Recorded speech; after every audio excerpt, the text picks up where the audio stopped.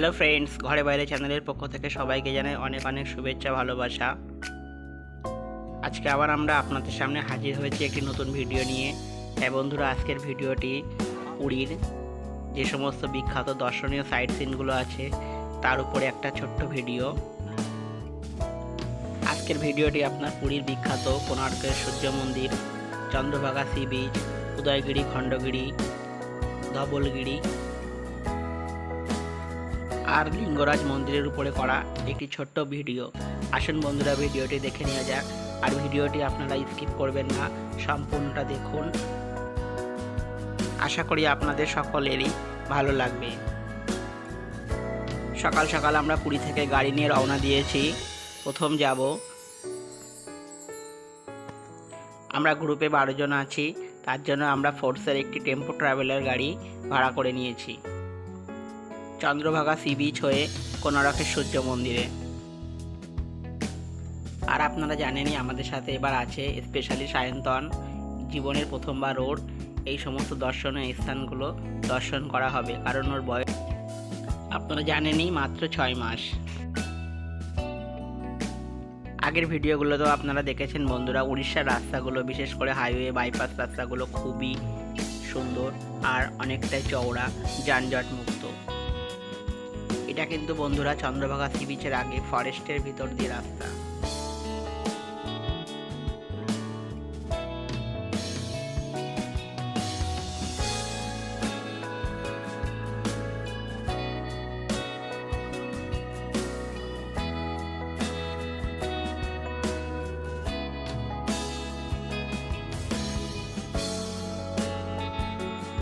এই যে আমরা চলে এসেছি চন্দ্রভাগা সি বিচ। দেখতেই পাচ্ছেন সমস্ত টুরিস্ট গাড়ি এখানে পার্কিং করেছে। আমাদের যেহেতু বেরোতে একটু লেট হয়ে গেছিলো আর আজকের রোদটাও খুব প্রচণ্ড, তার জন্য আমরা এখানে খুব একটা সময় দাঁড়াইনি।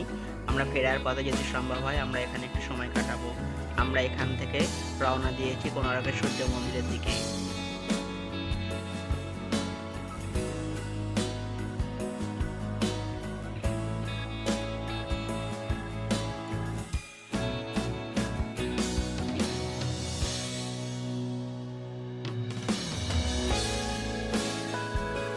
এই যে বন্ধুরা, চলে এসেছি আমরা কোণার্কের সান টেম্পল বিখ্যাত সূর্য মন্দিরে। সায়ন্তন আজকে খুব খুশি, প্রথমবার এত দূরে ভ্রমণ বলে কথা।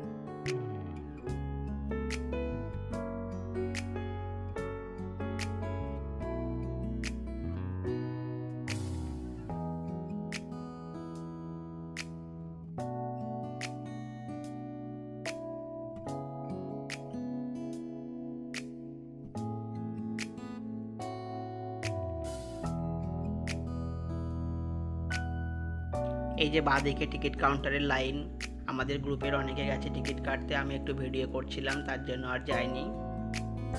এখান থেকে টিকিট নিয়ে আপনাকে প্রবেশ করতে হবে সান টেম্পলের ভিতরে। জনপ্রতি টিকিট পড়েছিল 50 টাকা করে।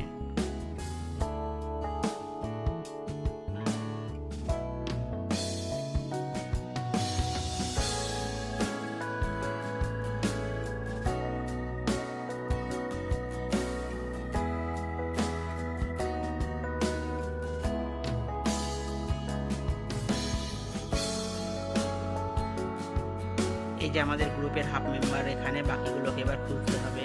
এখানে আছে মা, মাসি, মেশো, সুতপা। চলছে এখন ফটোশ্যুট, মন্দিরের সামনে একটু পোজ দিয়ে ছবি তোলা আর কি। আপনারা জানেন বন্ধুরা, এটাই হয়তো পৃথিবীর একমাত্র মন্দির যেখানে কোনো দেবতা আর বিগ্রহ নেই, পূজা পাঠ হয় না, কিন্তু তবুও প্রত্যেকদিন লক্ষ লক্ষ দর্শক এখানে দর্শনার্থী হয়ে আসে। এই মন্দিরের বিশেষত্ব হলো মন্দিরের গঠনশৈলী, স্থাপত্য, হাতের কারুকাজ, যা দেখলে আপনি থমকে দাঁড়াবেনই। আর তার উপরে তো আছে মন্দিরের ইতিহাস, যা জানলে গায়ের লোম কাটা দিয়ে ওঠে।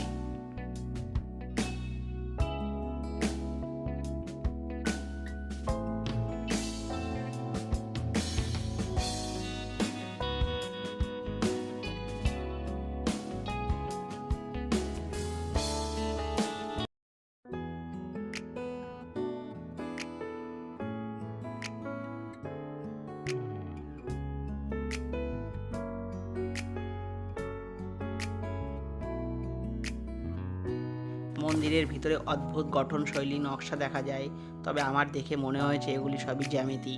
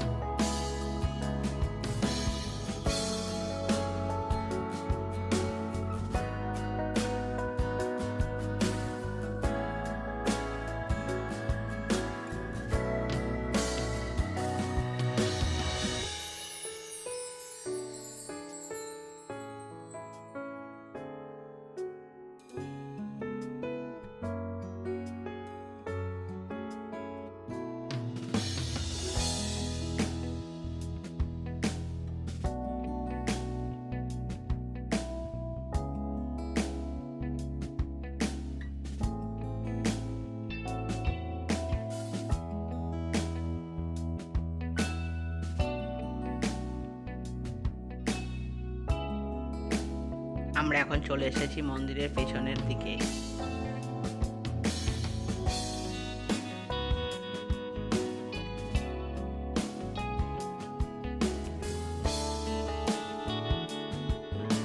অত্যন্ত সুন্দর সাজানো গোছানো এই মন্দির, প্রাঙ্গণের গাছগাছালি, যা দেখলে আপনি মুগ্ধ হবেনই।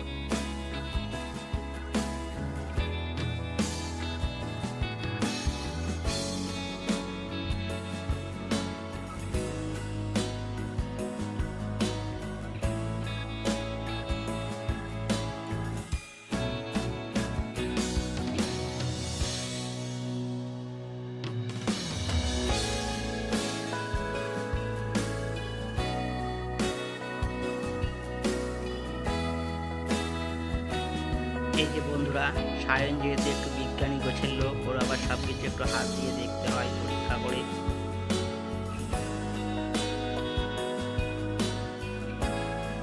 মন্দিরের পিছনের অংশের এই অংশে ছোট্ট একটি বিগ্রহ চোখে পড়লো, তবে কোন ঠাকুরের বিগ্রহ সেটা ভালো করে বুঝতে পারলাম না, যদিও তা বন্ধ আছে, পুজো দেওয়ার কোনো ব্যবস্থা এখানে নেই।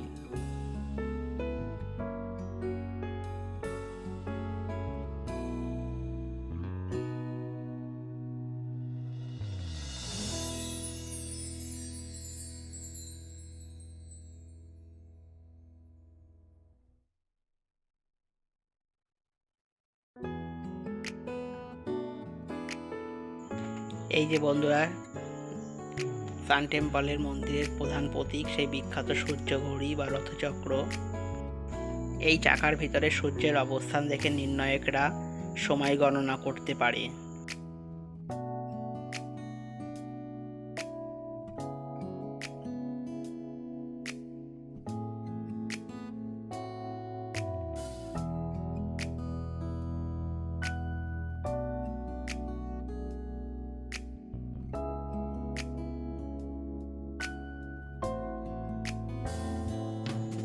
সমস্ত মন্দির ভালো করে ঘুরে দেখে এবার আমরা রওনা দিয়েছি পরবর্তী গন্তব্যের উদ্দেশ্যে। আর মন্দিরটি যেহেতু অনেক বড়, প্রচুর কারুকার্য, অন্তত এখানে 1 ঘন্টা সময় হাতে নিয়ে আসা আমার মনে হয় মোটামুটি সঠিক। মন্দিরের বাইরের গেটের জনসমাগম দেখেই বুঝতে পারছেন কি মারাত্মক ভিড় এখানে প্রত্যেক দিন হয়।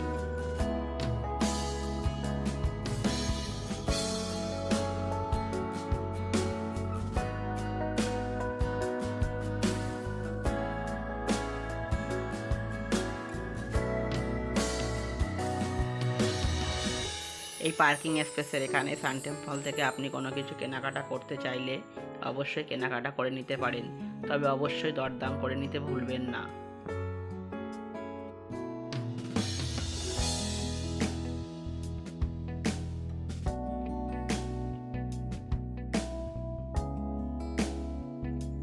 এবারে আমরা রওনা দিচ্ছি আমাদের পরবর্তী গন্তব্যের উদ্দেশ্যে। আমাদের পরবর্তী গন্তব্য হলো লিঙ্গরাজের মন্দির। যেহেতু ধবলগিরির উপরে রোদ এখন অনেকটাই বেশি আর পাথর খুব গরম হয়ে যাবে, তার জন্য ওখানে আমরা এখন যাব না, ওটা আমরা বিকালে ফেরার পথে দর্শন করে আসব।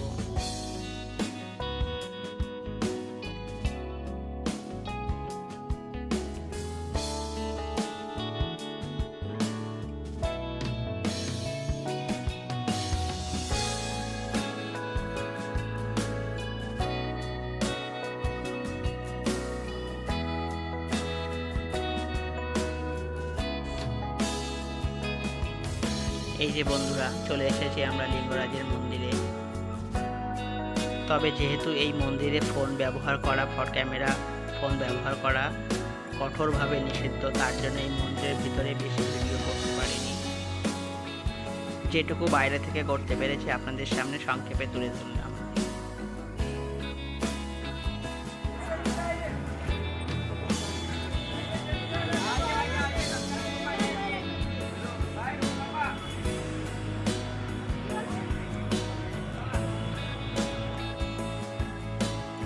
এই যে মন্দিরের পাশেই বড় হ্রদ, বাবা মহাকাল এখানে জলের ভিতরেই এই মন্দিরে অধিষ্ঠান করেন। এবারে চলেছি আমরা পরবর্তী গন্তব্য উদয়গিরি খণ্ডগিরির উদ্দেশ্যে।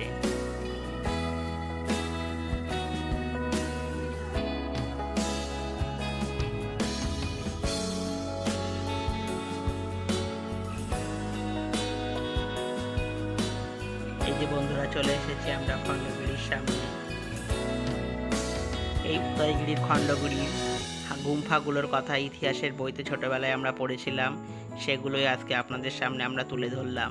এখানের বিশিষ্ট গুম্ফাগুলোর মধ্যে আছে হাতি গুম্ফা, ব্যাঘ্র গুম্ফা, গণেশ গুম্ফা, আরও অনেক পাথর খোদাই করে কারুকার্য খচিত গুহা।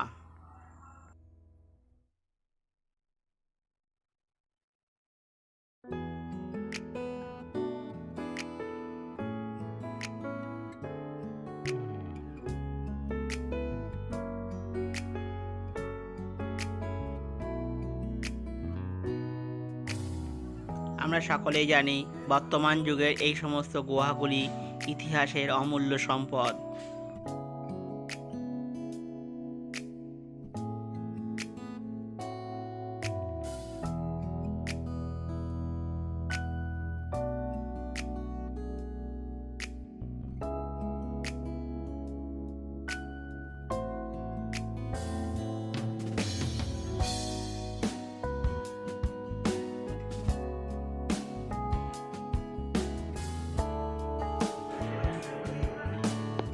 এই যে বন্ধুরা, হাতি গুম্ফার ফলক আর পাথরের গায়ে খোদিত শিলালিপি।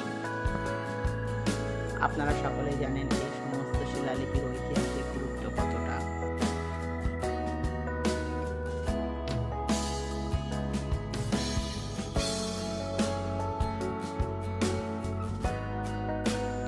এই যে বাঘা গুম্ফা বা ব্যাঘ্র গুম্ফা, এর মুখটা দেখুন অনেকটাই বাঘের মতো।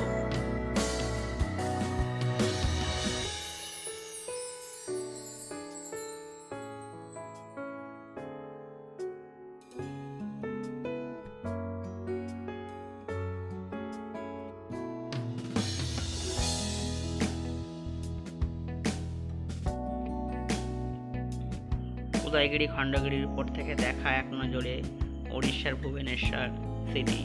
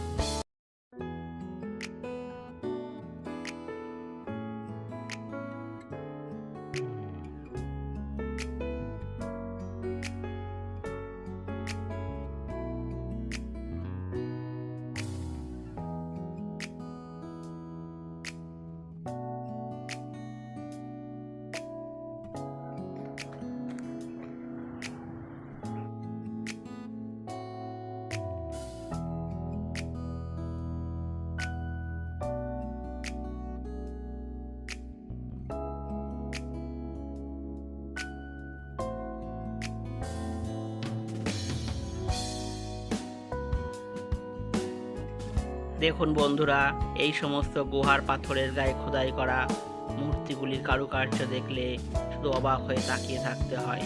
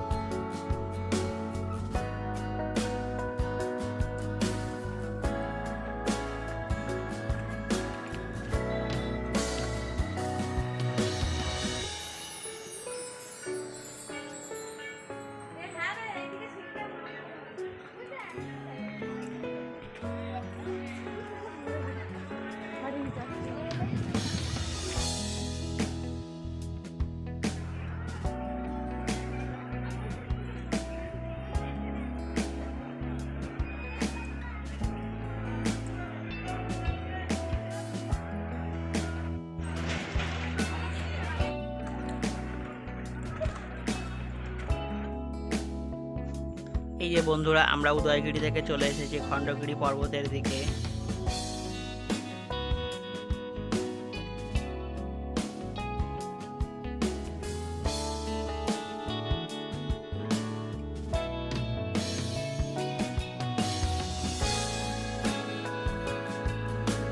এই যে দেখা যাচ্ছে খণ্ডগিরির উপরে মনসা দেবীর বেদি।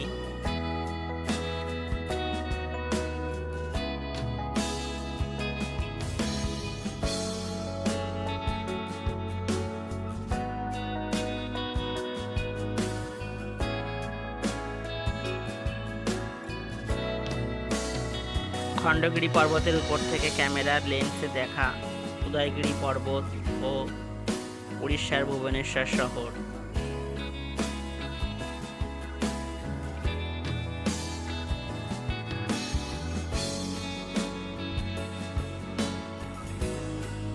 আর হ্যাঁ বন্ধুরা, এই খণ্ডগিরি পর্বতের উপরেই কিন্তু আছে বুদ্ধদেবের সুন্দর একটি মন্দির, কিন্তু যেহেতু সেখানে মোবাইল ক্যামেরা অ্যালাউ নেই, তার জন্য আমরা ছবি তুলিনি।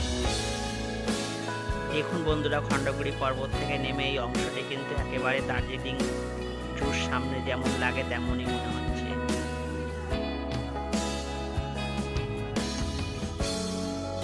উদয়গিরি খণ্ডগিরির ভ্রমণ শেষ করে আমরা চলেছি পরবর্তী গন্তব্য আমাদের ধৌলগিরির উদ্দেশ্যে। যেহেতু এখন বিকাল হয়ে গেছে, রোদ অনেকটাই কমে গেছে, তার জন্য আমরা প্রথম থেকে ঠিক করেছিলাম বিকালবেলায় ধবলগিরিতে যাব।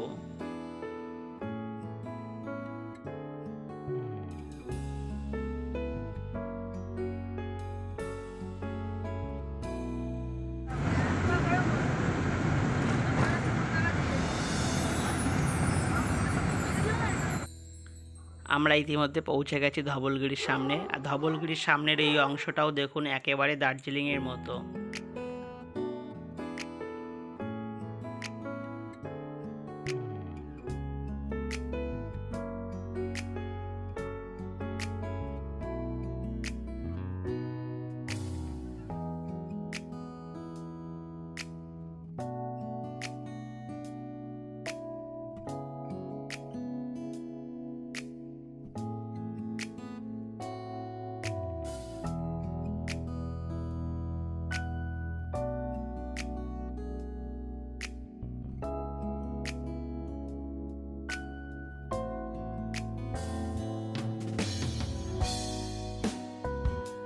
আমরা পৌঁছে গেছি ধৌলগিরি মন্দিরের উপর। আর এখন অবশ্য ধৌলগিরি মন্দিরে ওঠার জন্য লিফট পরিষেবা চালু হয়ে গেছে। মন্দিরের সামনে সুবিশাল চত্বর দেখেই বুঝতে পারছেন পাথরে বাঁধানো এই অংশে দুপুরের গনগনে আছে আসলে কি অবস্থা হতো। এখন বিকালবেলা, তবুও পাথর এখনো গরম হয়ে আছে। তবে গরমকালের বিকালবেলা ধৌলগিরি মন্দিরের সামনের হাওয়া, বিকালের পরিবেশ সত্যি অভূতপূর্ব।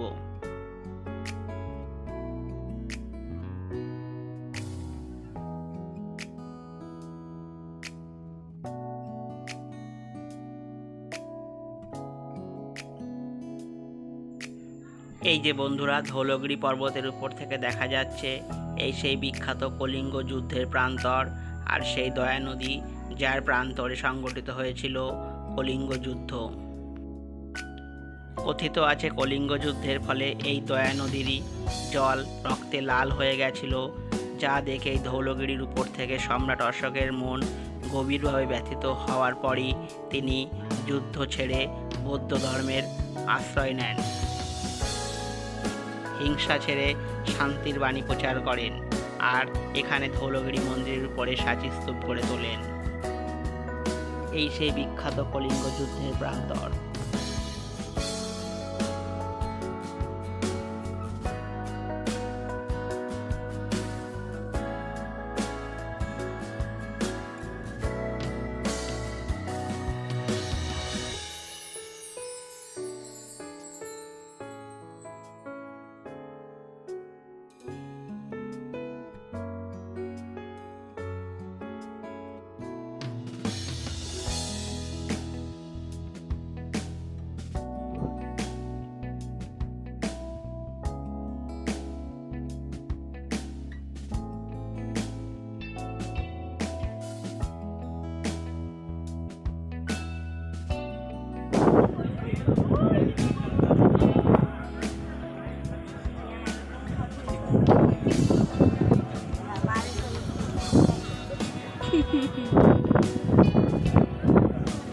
বাচ্চাদের দেখে কি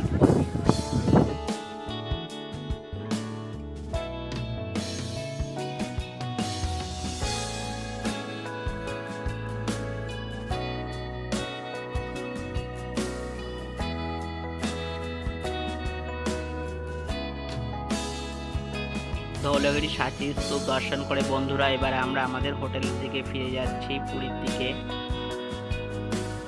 বেরোতে বেরোতে আমাদের বেশ রাত হয়ে গেছে। তবে রাতের পরিবেশটাও বন্ধুরা এখানে খুবই সুন্দর। প্রত্যেকটা দর্শনীয় স্থানে সন্ধ্যার পরে লাইট অ্যান্ড সাউন্ডের একটা করে শো হয় 1 ঘন্টা করে। তবে অতটা রাত করা যাবে না বলে আমরা কোনো শো না দেখেই ফিরে চলেছি। মাঝে রাস্তায় টানা একটা ঘুম, আবার দেখা হবে বন্ধুরা পুরীতে ফিরে।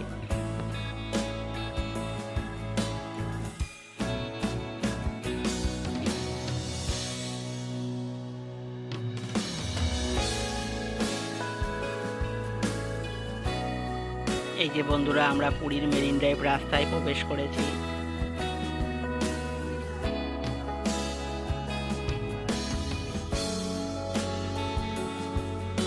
পৌঁছে গেছি বন্ধুরা আমাদের গোল্ডেন সি বিচের হোটেলের সামনে। আমরা আজকের ভিডিওটি আমরা এখানে শেয়ার করছি। ভিডিওটি ভালো লাগলে লাইক করবেন, শেয়ার করবেন আর কমেন্ট করে জানাবেন ভিডিওটির কোন কোন অংশ কোথায় ভালো লাগলো সব থেকে বেশি।